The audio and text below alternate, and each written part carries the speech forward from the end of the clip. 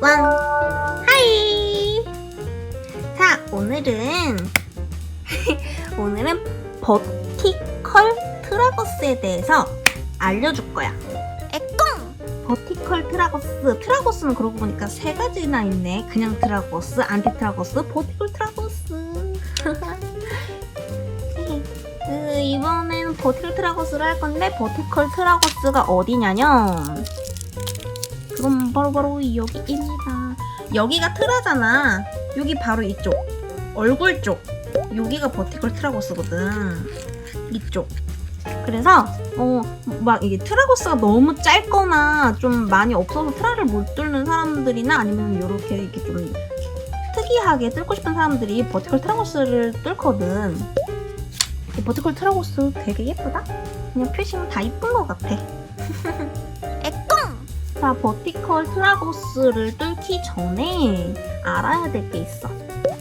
버티컬 트라거스는 이제 바가 바나나 바벨로 시술해주는 곳이 있는데, 이 버티컬 트라거스는 바나나 바벨로 시술을 해도 되긴 하는데 이게 찢어질 확률이 좀 높아.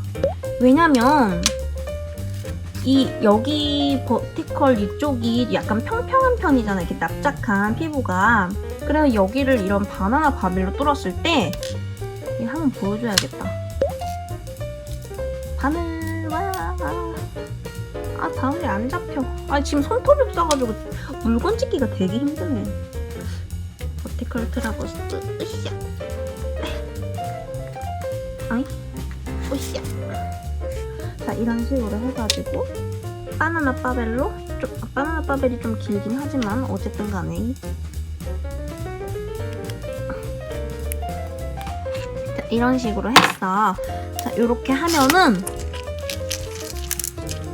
바나나 바벨로 시술해주는 곳이 은근히 많거든?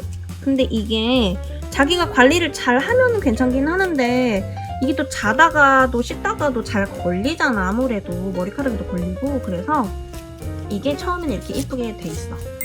근데 이제 조금씩 건들면서 머리카락에도 걸리고, 씻을 때, 누울 때, 잘 때 이렇게 조금씩 되면서 이게 점점 이렇게 되는 거야. 바나나가 지금 이렇게 휘어 있으니까 이 평평한데 살이 점점 당겨지면서 얘네들이 이렇게 해서 결국엔 푹 하고 찢어지는 거야.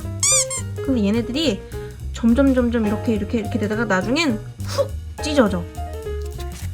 그래서 바나나 바벨 말고 서페이스 바라고 디귿자 모양인 게 있거든?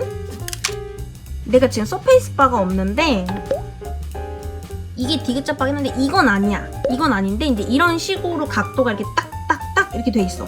90도로. 그래서 이런 걸로 해야 돼. 이거 말고 이제 좀 더 여기가 길고 되게 좀 있어 좋아 보이는 서페이스 바라고 있어. 근데 짠씨 한 번만 띄워줘요. 어쨌든 그 서페이스 바로 시술을 해야 하고, 근데 그 바는 약간 가격이 조금 나가.